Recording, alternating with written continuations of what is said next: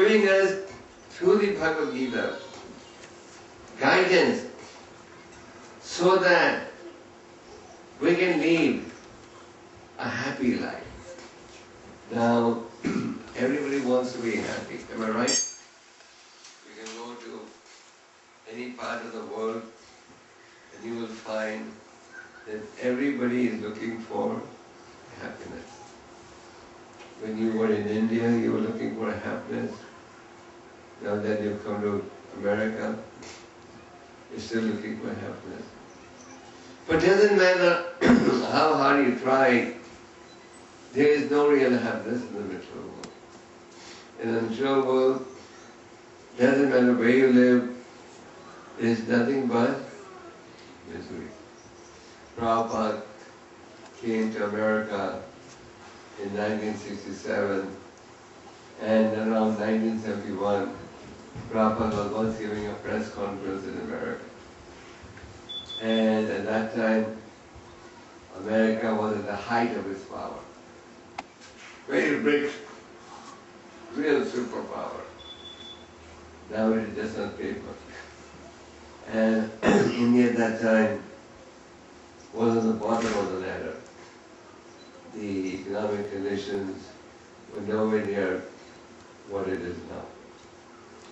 It was, India was considered a beggar nation at that time. They used to get beaten under PL 480, for a living. So there was one American journalist, he said, Swamiji, you come from a poverty-stricken country. What are you going to teach us? We are citizens of the richest country in the world. The Prabhupada said, you may be from a rich country, and I may be from a poor country. But one thing is common to both your country and my country. So the journalist was very curious.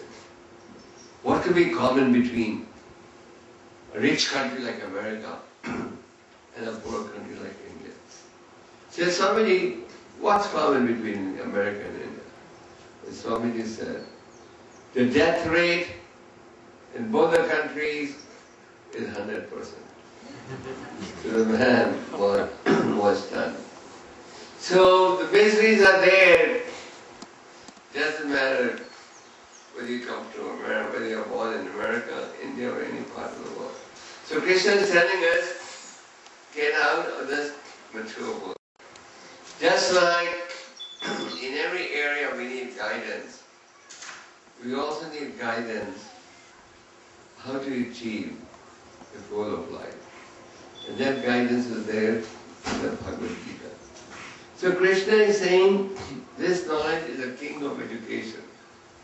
And you may say, but what basis is Krishna saying, this is the king of education? I thought that getting some high-tech education is the king of education. This is the king of education in the sense that it gives us complete information about God, God's creation, our duties, and how we can free ourselves from the entanglement of birth and death. If we just have material knowledge and no spiritual knowledge, can society be progressive? Like today you see society is very degraded. Am I right? Is it degraded? Everyone understanding it? It's pretty degraded.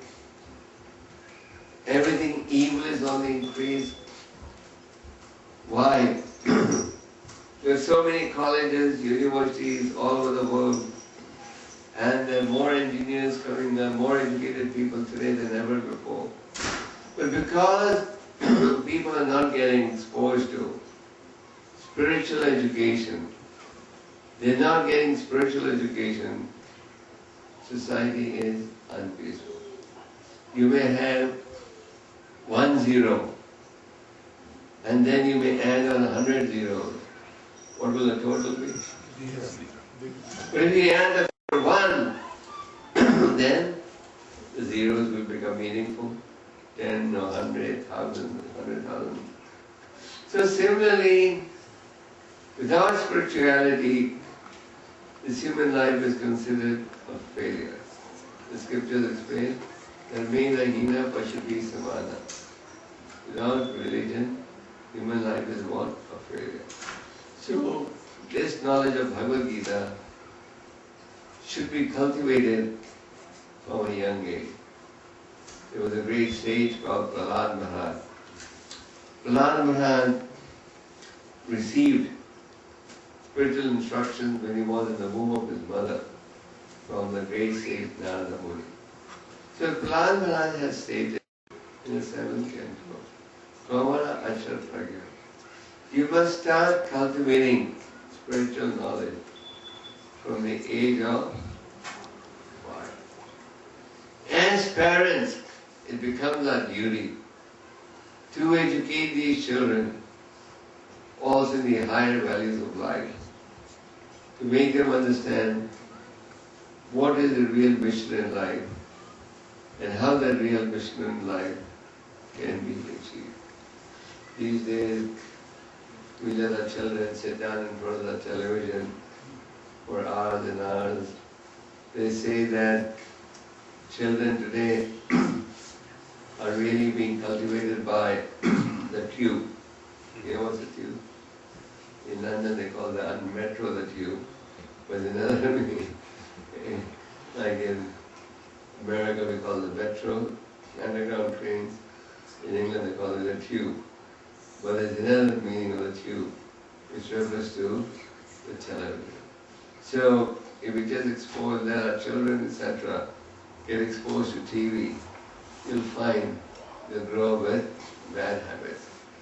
About a few years ago, there was a study done in England to a group of children who grew up being exposed to TV, and another group of children who grew up with a minimum exposure to TV.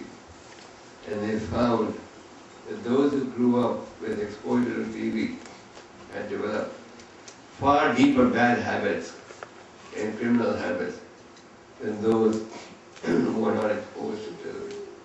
So the point is, if we don't cultivate spiritual life from a young age, if we do not have right association, if we do not get proper guidance, then we just engage in what is it called? Maya or nonsensical activities. Therefore, the spiritual association is necessary. Just like in this area, Gita Govinda and Gita are preaching, having Bhagavad Gita study programs, and many of you, I believe, are participating in these programs. And what is the purpose? The purpose is to educate us in the message of God. The message coming from God is free of any defects, whereas knowledge coming from any material source is full of defects. So Krishna is saying this knowledge is the king of education in the sense that this is the essence of education. This is the most important education.